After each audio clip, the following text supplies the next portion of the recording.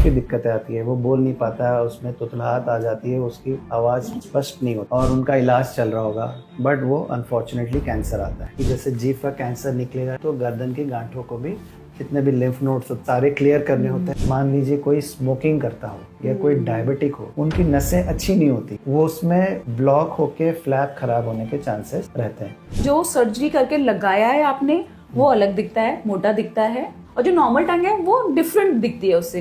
तो क्या ये डिफरेंस नॉर्मल हो जाता है या वो डिफरेंस बना रहता है? ये मान के चलिए 100% तो हम कभी नहीं पहुंच पाते, थोड़ा बहुत चेंजेस रहेगा। जो लोग ये कहते हैं कि कैंसर होना रहता है तो हो जाता है, उनसे मैं यही कहना चाहता हूँ कि चलती हुई ट्रेन खूब स्पीड में आ रही है, आप उसके आगे कूद जाइए तो आपका हश्र होगा मौत। जब आप गुटखा खरीदते हैं तो उस पर लिखा रहता है कि तम्बाकू जानलेवा है, धूम्रपान जानलेवा है। जब आप सिगरेट खरीदते हैं तो उस पर लिखा रहता है इससे कैंसर हो सकता है, हो सकता है।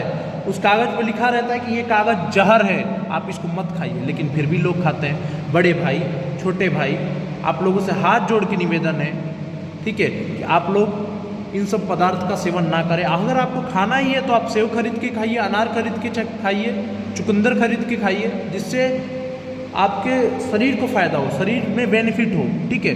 आप स्पंज खाइए, ठीक है। ये गुटखा, सिगरेट, तम्बाकू प्लीज़ मत खाइए। काजू बादाम भले ही खाइए, आप जो 10 रुपये का वो खरीद रहे हैं आप तम्बाकू, उसी 10 रुपये का आप अंगूर खरीद के खाइए, चुकंदर खरीद के खाइए, ठीक है। मिलेगा, चुकंदर ज़रूर मिलेगा, ठीक है। 40 रुपये किलो मिलता है तो 10 रुपये में एक तो मिलेगा, उसको खाइए, वो फ़ायदा देगा आपको, नुकसान नहीं देगा, ठीक है। ये देखिए, बहुत ही करीब से इस बीमारी को देखा है। हम माना कि 1000 में 1 या 2 लोग हैं जो नहीं कुछ खाते हैं, उनको भी हो जाता है कैंसर। जैसे मेरे फैमिली मेम्बर में हुआ है किसी को, ठीक है। खैर वो तो पर्सनल बात है, लेकिन मैं आपको बता रहा हूँ बहुत ही परेशानी होती है। मैं ओपीडी में जाता हूँ, देखता हूँ पेशेंट को, तो 80% पेशेंट वही है, मेन की बात कर रहा हूँ मैं, जो गुटखा तम्बाकू खाते थे और उनको कैंसर हुआ है। इसीलिए आपसे हाथ जोड़ के निवेदन है कि ये सब चीज़ें फेंक दीजिए।